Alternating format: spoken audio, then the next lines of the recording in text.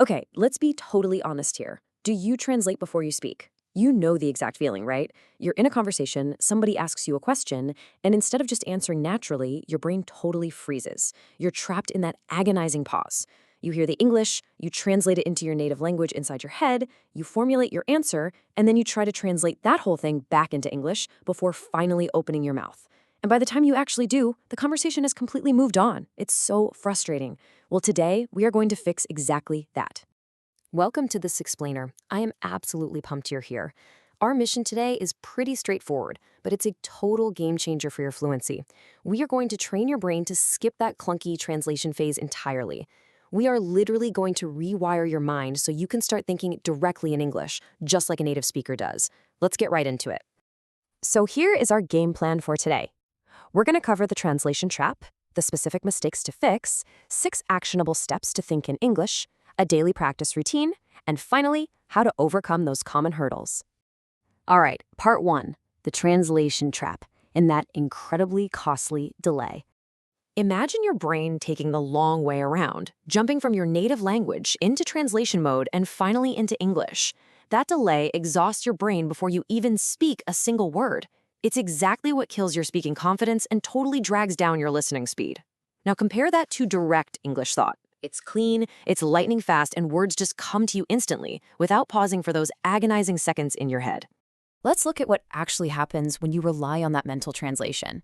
Say your original thought is, I am cold, but in your native language, it's expressed as possessing the cold. Your literal translation is going to come out as, I have cold. To a native speaker, that kind of sounds like you're physically holding a sickness in your hands. Translating word for word creates sentences that just don't fit natural patterns. This proves why thinking directly in English isn't just some cool trick to speak faster, it is absolutely crucial for actually sounding natural and fluent.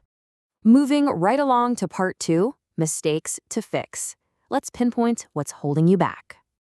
There are usually 4 main culprits here. Number 1, relying too much on translation. You're basically treating it like training wheels that you refuse to take off. 2, overthinking grammar. So many learners try to make a sentence mathematically perfect in their heads before speaking. But here's the secret. Even native speakers make grammar mistakes. They don't pause to check every rule, they just speak. 3, the fear of making mistakes, which just completely paralyzes you. And number 4, not surrounding yourself with English. Let's actually double-click on that 4th mistake, immersion.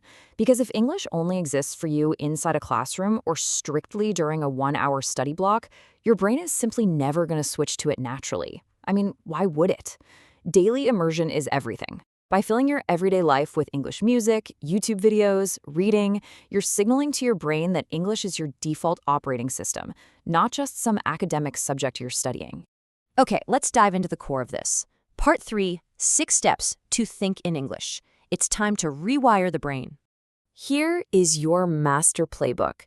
We are going to start tiny by naming objects, graduate to talking to ourselves, utilize an English-to-English dictionary, simplify our sentences, develop an inner voice, and finally, immerse completely. Let's break down exactly how to do this. Steps 1 and 2 literally start right where you are sitting right now. Just look around the room. Start naming single objects in your head. Bed, lamp, window. It seems super basic, right? But it connects English directly to your physical reality without that native language middleman. Then scale it up to actions. Talk to yourself. As you're getting dressed, just think, I am putting on my shoes. There is zero pressure here because literally no one is listening. It's just you and your brain building a direct bridge to English.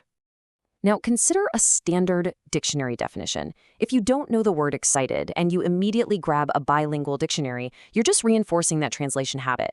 But an English-to-English dictionary, it defines it as feeling very happy and eager. You are connecting English words to other English words.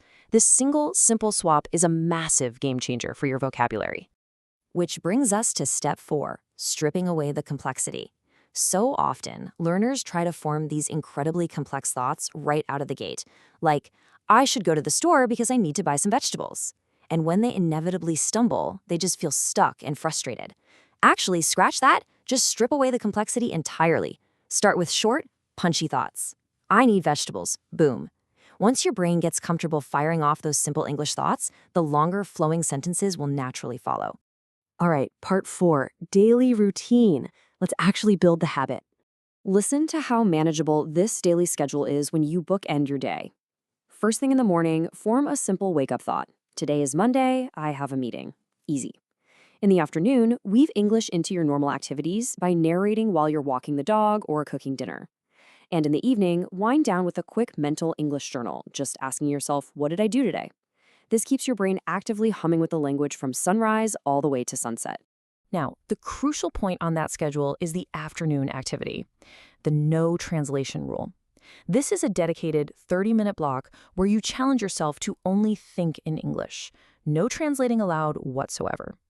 Now, I'm going to be completely honest with you. This 30-minute block is going to feel really difficult at first. Your brain is absolutely going to try to rebel and take the easy native language path. But pushing through that exact struggle, that is how you train your brain to make English automatic over time. Finally, part 5, common challenges. Let's troubleshoot those hurdles. Here is a scenario literally every single learner faces. You're thinking or speaking, and suddenly you forget a specific word, like refrigerator. The instant instinct is to pause, panic, and translate it from your native language. I want to highlight this brilliantly simple tip to handle that frustration. Just describe it. If you don't know refrigerator, just think, a cold box where I keep food. Keep the momentum going. Describe it rather than pausing to translate. It keeps your brain firmly locked in English mode. So, to summarize the ultimate solutions for these challenges, be patient and start small with simple phrases. If you get stuck on a word, just describe it simply. And hey, if you feel like you are losing motivation because progress feels slow, track it. Use that evening journal or make quick voice recordings of yourself on your phone. Language learning is a slow burn, you know? You need to be patient, start small, and just keep going. If you look back at a recording from a month ago, you will be absolutely mind-blown by how far you've come. So we've mapped out the whole shebang. You know the traps, you have the 6 steps, and you have your daily routine. The only thing left to do is actually begin. So I'll leave you with this. What will your inner voice say next? Is it going to be a translation, or will it be direct English? Make the choice right now. Describe the room you are in right this very second in English.